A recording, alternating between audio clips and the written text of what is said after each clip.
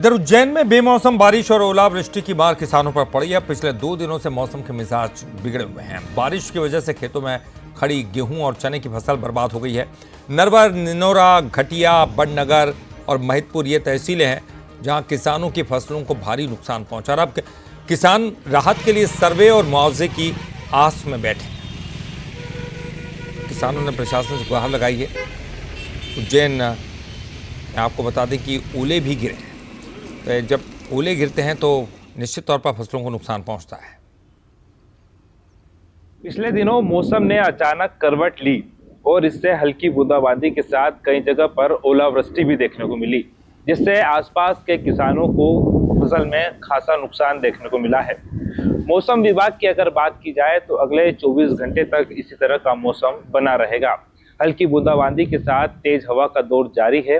अगर बात की जाए किसानों की तो इस समय गेहूं और चने की फसल पकने को है। हल्की बारिश हो या ओलावृष्टि किसानों के लिए बेहद नुकसानदायक यह मौसम बताया जा रहा है। सूर्य भगवान का इंतजार सभी को है। शहर के लोगों ने अब अलाव जलाकर जो है तापना शुरू कर दिया है। वहीं जो बात की जाए मौसम विभाग की और तापमान की तो अब तक न्यूनतम तापमान 16.5 डिग्री सेल्सियस है और अधिकतम तापमान 28 डिग्री सेल्सियस हो चुका है। आने वाले समय में मौसम खुलने को है, लेकिन जो ये इस समय की जो बारिश है ये किसानों के लिए कहीं ना कहीं नुकसानदायक बताई जा रही है। उज्जैन से बंसल न्यूज के लिए गगन सिंह।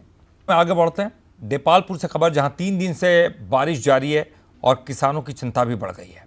गुरुवार देर रात तेज हवा के साथ बारिश से हुई और खेतों में खड़ी फसलें गिर गईं और खासकर गेहूं की फसल जो कि पहले ही झुक चुकी और अब पूरी तरह से बर्बादी की कगार पर है।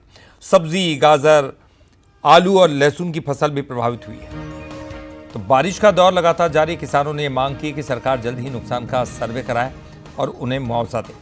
देखिए, पूरी तरह से झुक चुकी थी गेहूं की फसलें। अब इस बारिश ने और भी मुश्किलें बढ़ा दी हैं। नुकसान और ज़्यादा बढ़ गया है। किसानों की मेहनत पर पानी फिर रहा है। आंधी, बारिश और गेहूं की फसलों को अच्छा खासा नुकसान पहुंचा है।